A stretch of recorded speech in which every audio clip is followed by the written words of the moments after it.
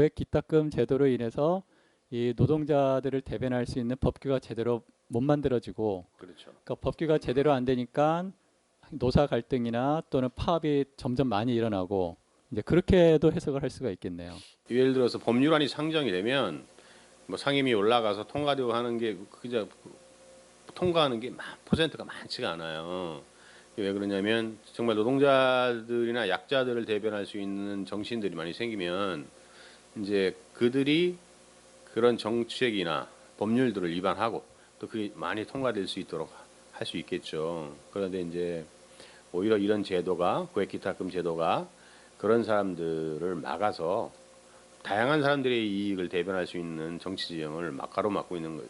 실질적으로 비용이 많이 든다고 하면 이 정치권에 진입할 수 있는 사람들은 실제로 좀 어느 정도 재산이나 이런 사람들이 나올 거 아니에요? 그럼 그런 사람들은 결국은 아니면 돈이 없으면 누군가한테 기부를 받거나 할 거 아니에요. 그럼 돈을 줄 수 있는 사람들은 대부분이 돈이 많은 자본가들일 거 아닙니까? 결국은 그들 자신들의 를 뒷받침하거나 금전적으로 뒷받침일 수 있는 사람들의 이익을 대변할 수밖에 없기 때문에 대다수 가진 자들 또 많은 이권이 있는 사람들의 이익을 대변할 수밖에 없는 방식으로 정치가 흘러갈 수밖에 없겠죠. 네, 저도 궁금했던 점들 중에 하나가, 유럽 같은 데는 기탁금 제도 자체가 없거든요. 그러니까 영국하고 일본에만 이제 기탁금 제도가 있는데, 그나마도 뭐 국회의원 선거 같은 경우도 이제 영국은 한 80만 원 정도, 그리고 뭐 대부분은 반환을 해주고 이렇다고 이제 알고 있습니다. 이제 궁금한 점은 지금 이제 뭐 민주노총 뭐 이런 노동조합들이 귀족노조 막 이렇게 이야기를 하잖아요. 그러면 기탁금 제도가 없어지면은 이제 정치가 전부 다 노동계 사람들이 다 들어와 가지고 우리나라의 어떤 노사 문화, 건전한 노사 문화에 오히려 문제가 될 수도 있지 않을까, 그런 두려움이 있는 사람들이 또 있을 수 있을 것 같아요. 노사 문화에 걸림돌이 된다. 그거는 좀 어폐가 있는 게 뭐 귀족 노조 그런 말씀을 하시는데 물론 우리나라 지금 노동 운동 진영이나 이렇게 정규직, 비정규직으로 이렇게 많이 좀 갈라져 있는 거는 사실이에요. 근데 이 배경에는 어떤 문제가 있냐면 실질적으로 자본가들이 노동자들 갈라치는 방식으로 정규직, 비정규직으로 갈라 놓은 겁니다. 노동자들 스스로가 그렇게 한 게 아니라 대다수의 자본가들이 노동을 분할 지배하는 방식이에요.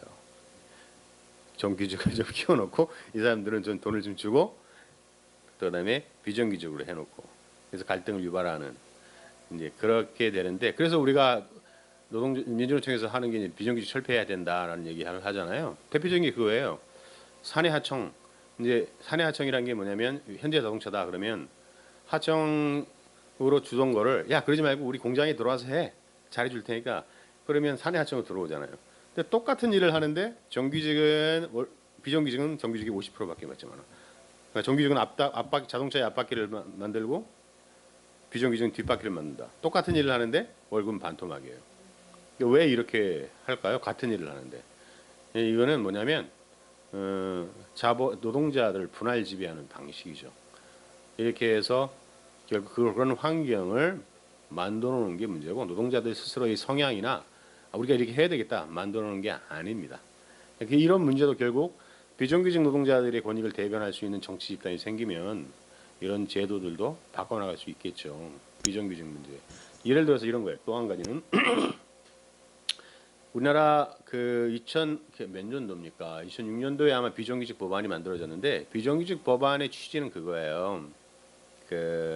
2년만 비정규직으로 사용하고 이제 비정규직 법안이 아니라 이게 원래 법안은 기간제 노동자, 기간제 계약직 노동자에 관한 법률인데 2년만 그렇게 쓸 수 있어요. 2년 후에는 정규직을 하라고 하는 거예요. 상시 근로자의 경우.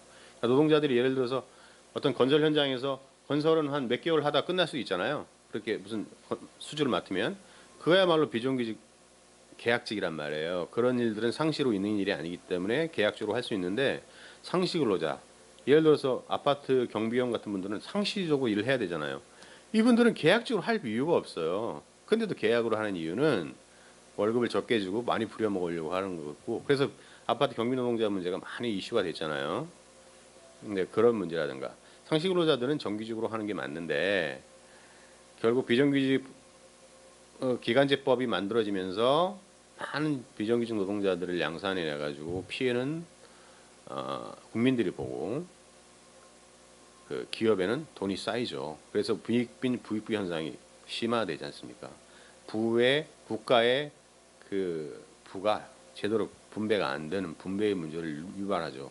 그러면 뭐냐면 어떤 문제가 발생하냐면 사회적 갈등이 계속 깊어지는 거죠. 사회적 갈등이 깊어지고 결국 사회적 갈등이 생김으로써 사회적 비용이 많이 발생하죠. 그런 쪽에 돈을 더 많이 써야 되는 거예요. 그렇지 않고 합리적인 제도를 만들고 정치 지형이 만들어지면 쓸데없는 갈등에다가 비용을 쓰지 않고 건설적인 방향으로 우리가 그 국가의 세금이나 이런 것을 사용할 수 있는데 엉뚱한 곳으로 우리 세금이 낭비되는 문제가 있다고 저는 봅니다. 네, 그 사회적 갈등이 정치적으로 이제 법규나 이런 것으로서 개선되고 계속 보완을 하고 이제 그렇게 돼야 되는데 고액 기탁금 제도로 인해서 그 법을 만드는 그 국회의원 자체가 그 기득권 중심으로 구성이 되고 또 이로 인해서 실제 대다수를 차지하는 이런 이제 보통 일반 서민들에게는 이제 어려움이 생긴다. 그리고 그로 인해서 사회적 갈등이 증가하고 그로 인해서 오히려 사회적 비용이 더 증가했다. 이렇게 생각을 하시는 거군요. 그렇죠. 예. 그렇다면은 이제 고액 기탁금 제도가 철폐가 되면서 국민들의 어떤 대변을 할 수 있는 진정한 의미의 모집단을 대표할 수 있는 표본이 샘플링 되면서 국민들이 보다 많은 국민들이 만족할 수 있는 사회적 규칙이 만들어질 수 있다. 그로 인해서 사회적 갈등 비용이 오히려 줄어들 수 있다. 이제 이렇게 생각을 하시는 거군요. 그렇죠. 예. 네. 그렇다면은 이제 우리가 생각하듯이 이 고액 기탁금 제도가 폐지됨으로 인해 가지고 오히려 이제 사회적 갈등이 더 증가하거나 또는 이제 노동자 중심으로 국회의원이 선출돼서 이제 문제가 생긴다. 그거는 아니라는 생각이신가요? 아니죠. 예. 어, 예를 들어서 뭐 지금 우리나라가 시장 경제라고 하잖아요. 자유주의 시장 경제라고 하는데 뚜껑을 열어보면 진짜 시장 경제 속에서 선의의 경쟁을 해야 되는데 보면 기업들이 인수합병이나 활동해서 되게 또 지금 그 대기업들이 중소기업 같은 경우에 기술을 많이 착취하거나 그런 것도 많고 하청 구조를 통해서 이렇게 지배하는 경우가 많잖아요.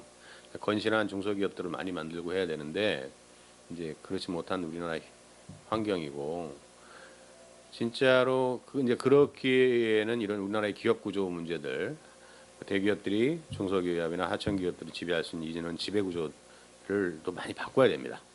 이런 역할들도 해야 되는데 그렇지 못한 것들이 있어요. 그러면 중소기업을 운영하는 분들도 정치에 나올 수 있잖아요. 자신들의 이익을 대변할 수 있는 이제 그렇게 각자가 자신들의 이익을 대변할 수 있는 오히려 긍정적인 역할들이 많아지죠. 근데 왜 쓸데없이 뭐 어중이 떠중이들이 다 나와서 정치에 나와서 하겠다 하는 거 아니냐 이런 생각부터 갖는지 모르겠고요.